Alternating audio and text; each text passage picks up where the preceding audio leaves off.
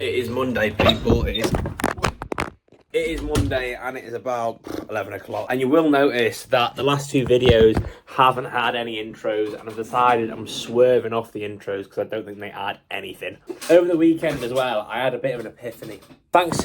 I was thinking about it for a while, and then Harrison brought it up to me, who owns Blankworks. He was like, everything I've released has been inspired by different things, and it's obvious it's been inspired by it. Like, take Last Drop, for example, was Rockstar. Each graphic was inspired by a different band. So you had Red Hot Chili Peppers, you had the Ramones, and then you had AC/DC, and then a mix of Metallica and Iron Maiden. Another t-shirt that done well, and it's coming back for Black Friday. Emblem t-shirt, obviously is inspired by the Ford logo. I mean, even this logo is an iteration of the copyright logo. And it all just sort of clicked together that I need to double down on what I'm doing, because obviously I'm taking inspiration from things that already exist and making them my own, which goes on with Virgil Abloh's 3% rule, which basically states that if you take something and change it by just 3%, you've created something new and it's yours. And if you didn't know, Virgil Abloh was the founder of Off-White and also the creative director of Louis Vuitton. The plan now from the direction of things is just to double down on it. I'm not trying to hide that I take inspiration from other people and other existing things. So why would I not just own it completely? This new direction as well, it aligns so perfectly with what I've already done and makes so much sense for everything just to come together like this. Like, even in the Euros when I did the England top, like that England top, although it was a Frost football jersey, was inspired by an England jersey. It was just a new iteration of something that's already been. I'm thinking of like slogans now, because a lot of slogans like Nike Just Do It or Cortez's Rules the World. I like the little three-piece. There's 3 words in the slogan, and at the moment I'm on Nothing Is Original. On the Instagram, I'll pop it up. It looks more put together because obviously the huge logo is a copyright F. And even though a lot of brands won't like to admit it, and designers, everyone is constantly copying off everyone else. Most of the time, not directly, but like indirectly, taking bits and pieces they like of different garments and putting it on their own. So instead of shying away from that, I'm just going to completely own up to it. Like today, I've been messing around in Photoshop, and you'll probably recognize this. It's an iteration of the Maison Margiela logo, because they do 1 to like 23 and circle the 12 because of Maison Margiela 12. I just did the same, but with the alphabet and circled F for Frost with our logo.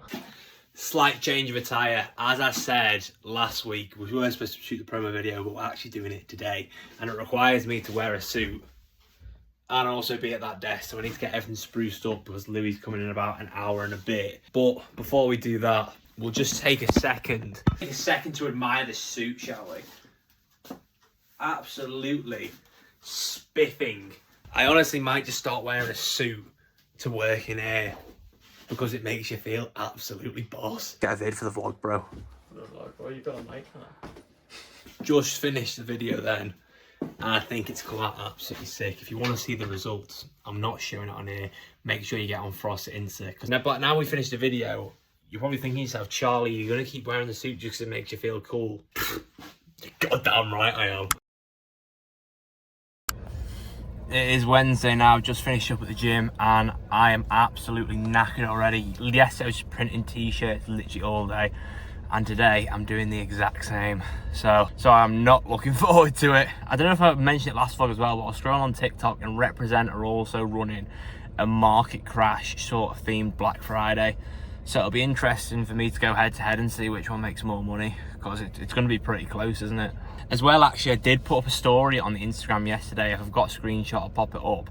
And I was asking whether I should reload some old designs or put some new ones on. And by a landslide, people said reload the old designs. So although I am bringing back the Emblem tee, the Flame 2.0, and I was looking for the Wire, but I think I've lost the file, so I need to have another look for that. I might put another couple on that performed well. They will be gone after Black Friday. I might keep the first 3 on, but the other ones I'm going to add on will definitely go. I have also decided to put the Flame 2 on a hoodie as well, because on a hoodie it just looks absolutely sick. The promo video is done and edited, so make sure you're on Frost Insta to look out for it. Louis absolutely smashed it. The colour grade on it is absolutely dirty in the best way possible. And of course, you get to see Charlie Frost in a suit. What is not to love?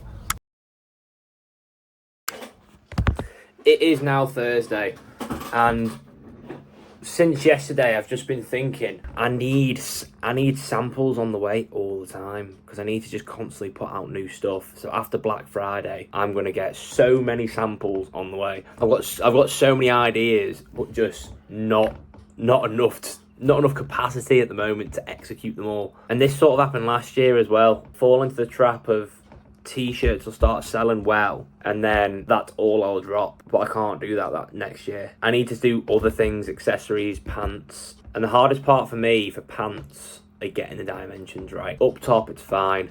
So I think on a vlog soon you will see a Charlie Frost vintage shop run, because I need references, really. Because if you can show a factory exactly what you want or send it to them, it's just so much easier than like me measuring it. Because if I measure it, I might measure it wrong, and then you'll get it back and then it's wrong, and then you've got to go through another process, and it'll take another month.